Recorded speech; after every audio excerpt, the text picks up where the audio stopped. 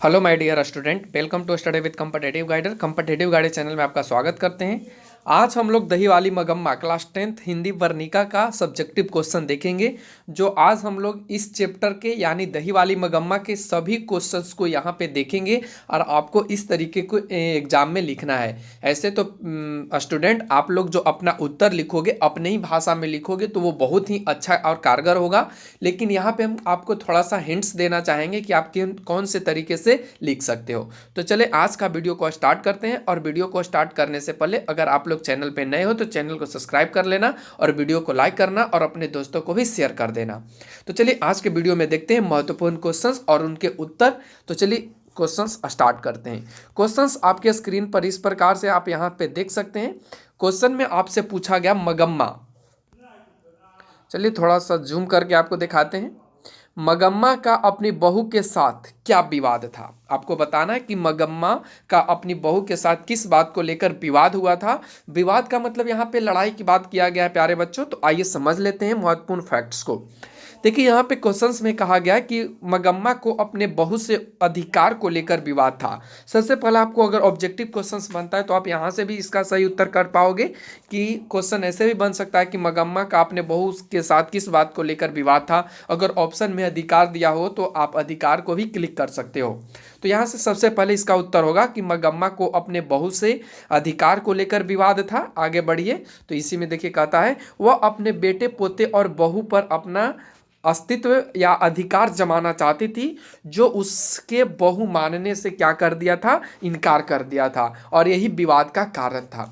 यानी कुल टोटल यहाँ पे बात करें तो मगम्मा और बहू में जो लड़ाई हुआ था वह अधिकार को लेकर लड़ाई हुआ था। और इन दोनों में अधिकार को लेकर जब लड़ाई हुआ तो मगम्मा का जो बहू नजम्मा थी वह मानने से इनकार कर दिया था। तो उम्मीद है ये फैक्ट्स आपको समझ में आया होगा। चलिए नेक्स्ट प्रश्न की ओर। सेकंड प्रश्न में देखिए आपसे पूछा है कि रंगप्पा कौन था और वह मगम्मा से क्या चाहता था। बहुत ही इजी क्वेश्चन है, आप इसका उत्तर भी दे पाओगे। मगम्मा क्या है, रंगप्पा कौन था और वह मगम्मा से क्या चाहता है। तो आप समझिए यहाँ पे रंगप्पा जो था वह मगम्मा के गांव का एक लंपट और जुआरी था और वह मगम्मा से धन चाहता था। सबसे पहले क्या चाहता था, वह धन चाहता था और धन के साथ साथ वह उसका इज्जत भी लूटना चाहता था। क्यों इज्जत लूटना चाहता था, क्योंकि उसको बेटे और पोते ने मिलकर, यानी उसके जो बेटे पोते और बहू तीनों ने मिलकर उसको क्या कर दिया था, अनाथ बना दिया था, घर से अलग कर दिया था। तो आप इसका उत्तर सही से लिख पाओगे, समझ में आ रहा होगा। चलेंगे नेक्स्ट प्रश्न की ओर। आज का तीसरा प्रश्न में देखिए आपसे यहां से पूछा गया है कि बहू ने सास को मनाने के लिए कौन सा तरीका अपनाया। बहुत अच्छा क्वेश्चन है, बहू ने सास को मनाने के लिए कौन सा तरीका अपनाया था। तो आइए बात कर लेते हैं इसका उत्तर। तो कहता है यहाँ पे बहू अधिक बुद्धिमती थी, यानी अधिक बुद्धिमान थी। उसने सोच समझकर बच्चे को दादी के पास भेज दिया। साथ एक दिन की बात है जब मगम्मा अपने पोते को, यानी जब बच्चा जब दादी के साथ शहर जाने से मचल रहा था तो बेटा बहू ने उसे समझाया। उसे किसे, यानी मगम्मा को समझाया और उसने अपने गलती को स्वीकार भी कर लिया कि देखो माँ, हमसे गलती हो गई है, आप साथ में रहो। और पोता ही समझौता का जरिया बन गया और जिसके कारण सभी परिवार आपस में खुश मिलकर रहने लगे। तो उम्मीद है आपको समझ में आया होगा कि बहू ने सास को मनाने के लिए कौन सा तरीका अपनाया। तो आप कैसे लिखोगे कि बहू ने सास को मनाने के लिए पोते को अपना हथियार बनाया और उसके बाद उसने क्या किया था, उसके बाद उसने पूरे परिवार को समेट लिया था। तो चलेंगे नेक्स्ट प्रश्न पर। आज का चौथा प्रश्न में देखिए पूछा है कि इस कहानी का कथावाचक कौन है, उसका परिचय दीजिए। यानी इस कहानी को जो लिखने वाले कथावाचक है उनको अपना परिचय अपने शब्दों में देना है और वह कौन है।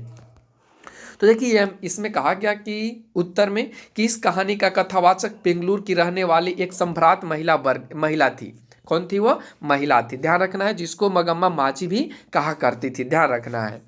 सम्भ्रात महिला थी जिसे मगम्मा माजी भी कहती थी और वह अंधविश्वासों से दूर और समझदार थी। जो माजी थी वह अंधविश्वास में विश्वास नहीं करती थी और वह उससे बहुत दूर थी और साथ में समझदार भी थी तथा सांसारिक परिस्थितियों को, देख सकते हैं, सांसारिक परिस्थितियों को वह भली भांति समझती थी, जो मगम्मा को अच्छे तरीके से समझाया करती थी।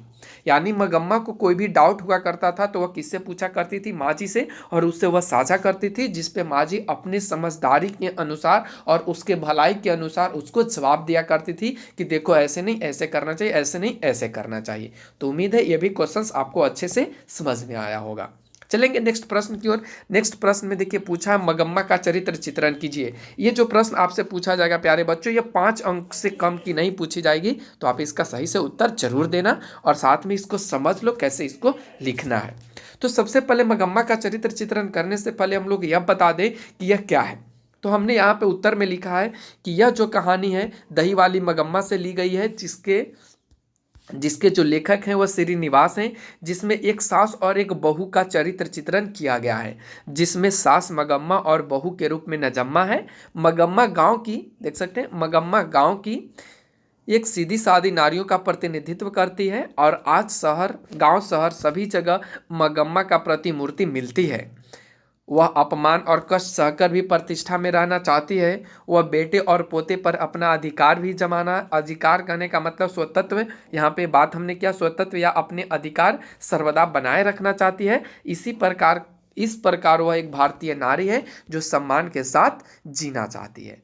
तो आप इसको कैसे लिखोगे, देखिए यहाँ पे हम थोड़ा सा छोटा करके आपको समझा देते हैं। आप इसको कैसे लिखोगे, सबसे पहले आप इस चीज़ को लिखोगे कि मगम्मा, दही वाली मगम्मा, दही वाली मगम्मा, यह कहानी दही वाली मगम्मा से ली गई है, ये तो आपको लिखना ही है, जिसके लेखक कौन है, श्रीनिवास है। आप थोड़ा सा और इसमें बढ़ाना चाहो तो ये भी लिख सकते हो, जिन लेखक का जन्म इतना हुआ, और उसके बाद इसमें आपको क्या जोड़ना है, जो इस कहानी का प्रमुख पात्र है। तो प्रमुख पात्र आपको इसमें 2 चीज़ ज़्यादा यूज करना है, एक तो सास और बहू, बात लास्ट में पोते को भी यूज़ करेंगे। क्यों, क्योंकि पोते को जब यूज़ करेंगे तो इस कहानी का जो लिखने का शैली होगा वो बहुत ही अच्छा और रोमांचक बन जाएगा। तो उम्मीद है आप ऐसे ही करोगे एग्जाम में, ताकि आपको अच्छे नंबर अच्छे से मिल सके। चलेंगे नेक्स्ट प्रश्न की ओर। नेक्स्ट प्रश्न में देखिए पूछा है, आज का यह छठा, इस चैप्टर का छठा क्वेश्चन है। छठा क्वेश्चन में आपसे पूछा है कि कहानी का सारांश प्रस्तुत कीजिए। सारांश का मतलब होता है प्यारे बच्चों, पूरे कहानी का आपको निचोड़ इसमें बता देना है कि इस कहानी की क्या समरसता है या इसके भी अंदर क्या है, कौन से फैक्ट्स है, क्या लिखना है, क्या इसमें क्या क्या कहा गया है। तो आइए हम लोग बात कर लेते हैं। तो देखिए इसमें कहा गया है मगम्मा औलूर के समीप। सबसे पहले इसमें थोड़ा सा और छूट गया है हमसे, थोड़ा सा आप इसमें जोड़ लेंगे। यह कहानी दही वाली मगम्मा से ली गई है, जिसके लेखक श्रीनिवास जी हैं, और ये भी आप लिखेंगे कि यह एक कन्नड़ कहानी भी है। तो आप ये सभी चीज़ को यहाँ पे डाल देना। देखिए यहाँ पे आपको क्या करना है कि उत्तर में मगम्मा औलूर के समीप वेकेंटपुर के रहने वाली थी और रोज दही बेचने बेंगलुरु आती थी। वह दही बेचने कहाँ जाया करती थी, बेंगलुरु आया करती थी। उसका मगम्मा का पति नहीं था और बहू से झगड़ा होने के बाद बेटा ने उसे अलग भी कर दिया था। जब उसे बहू से झगड़ा हुआ पोते को लेकर, तो उसकी जो बहू थी या बेटा था, ये दोनों मिलकर के उसे अलग भी कर दिया था। प्रत्यक्ष में तो झगड़े का कारण पोते का पिटाई है। देखिए आप यहाँ से समझिए, प्रत्यक्ष जो कारण है झगड़े का वह पोते का पिटाई ही है। आगे बढ़िए तो कहता है किंतु मूल रूप से सास बहू की अधिकार संबंधी ईर्ष्या भी है।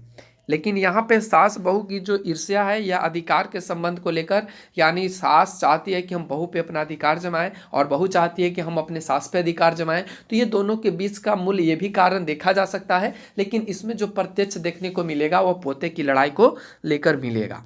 चलेंगे नेक्स्ट प्रश्न, नेक्स्ट पॉइंट की ओर। तो कहता है इसमें औरत को अकेली जानकर कुछ अवांछित तत्व के लोग उनके धन और प्रतिष्ठा पर भी आंखें उठाते हैं। इसमें जो अवांछित लोग हैं वे कौन है, रंगप्पा जैसे जो लोग हैं उनके धन और प्रतिष्ठा इज्जत जो प्रतिष्ठा होते हैं उस पर भी वह क्या किया है, आंखें उठाते हैं। और रंगप्पा भी ऐसा ही किया। देखिए इसमें हमने भी लिखा भी है, जिसे बहू की पैनी निगाहों में ताड़ लिया और उसने पोते को उसे भेजने, देखिए इसमें रंगप्पा ऐसा ही किया, लेकिन उसकी जो बहू थी मगम्मा की जो नजम्मा, इस चीज़ को निगाह में अपने आप में उसको तौल लिया या ताड़ लिया। और उसके बाद उसने अपने पोते को एक फिल्म का नाटक या कह सकते हैं या नाटक ही समझिए, वह नाटक बनाया और अब मगम्मा पोते की मिठाई के लिए बाजार खरीद कर भी ले जाने लगी। यानी यहाँ पे कुल टोटल समझ में आ रहा होगा आपको कि यहाँ पे एक बहू अपने सास को किस तरीके से अच्छे निगाहों से देखने के बावजूद उसको किस तरीके से अपने आप में मेल करती है। तो इसमें एक पोते की कहानी, एक पोते भी इसमें आके पात्र जुड़ जाता है और पोता जैसे ही जुड़ जाता है उसमें देखा जाता है कि जब पोते को मगम्मा बहुत चाहने लगती है, उसके लिए मिठाई वगैरह पता ना क्या क्या लाने लगती है, जिससे सभी के बीच में जो समरसता है या एक दोनों के बीच में जो प्रेम भाव है वह धीरे धीरे बरकरार होने लगता है। और उसके बाद देखिए आगे बढ़ते हैं तो कहता है, एक दिन की बात है कि जब मगम्मा ने मिठाई अपने माथे पर लेकर टोकरी में आ रही थी तो उस दिन कौवा ने उसके माथे पे से जो मिठाई था उसको उड़ा ले गया। और अंधविश्वास के कारण मगम्मा भयभीत हो गई, यानी मगम्मा को ऐसा लगा कि अब तो मिठाई लेके चला गया है और उसे अपशगुन वह मानती थी। और ये बात वह जाके किससे बोलती है, माँ जी से। आगे बढ़िए तो कहता है, बहू ने द्वारा नाटकीय ढंग से पोते को दादी के पास भेजने का बहू का मंत्र बड़ा कारगर भी सिद्ध हुआ। तो ध्यान रखना है थोड़ा सा इस चीज़ को। तो ये सभी चीज़ आपको यहाँ पे समझ में आया होगा। चलिए आगे के पॉइंट्स में देखिए तो यहाँ पे कहता है कि मानसिक तनाव घटता जाता है, यानी कहने का मतलब यहाँ पे यह चीज़ है कि जब दूरी बढ़ जाता है एक दूसरे के बीच में तो प्रेम बढ़ता है, लेकिन मानसिक तनाव क्या हो जाता है, घटता शुरू हो जाता है। और ऐसा हुआ भी है। मगम्मा को भी बहू में सौहार्द, बेटे और पोते में स्नेह नज़र आने लगी और बड़े बूढ़ों ने भी समझाया कि बहू ने मगम्मा का काम अपने जिम्मे ले लिया। और इस तरीके से इस कहानी का पूरा सारांश यहाँ पे हमने आपको बताने की कोशिश किया है। और उसके बाद जो बहू है बड़ी कुशलता के साथ पुनः परिवार में क्या करने लगी, शांति स्थापित कर लिया और उसके बाद सभी आपस में एक दूसरे के साथ मिलकर रहने लगे। तो कैसा लगा आज का यह पॉइंट्स आप लोग कमेंट में जरूर करना। तो आज के लिए बस इतना ही, फिर मिलते हैं अगले दिन अगले वीडियो में। तब तक के लिए धन्यवाद।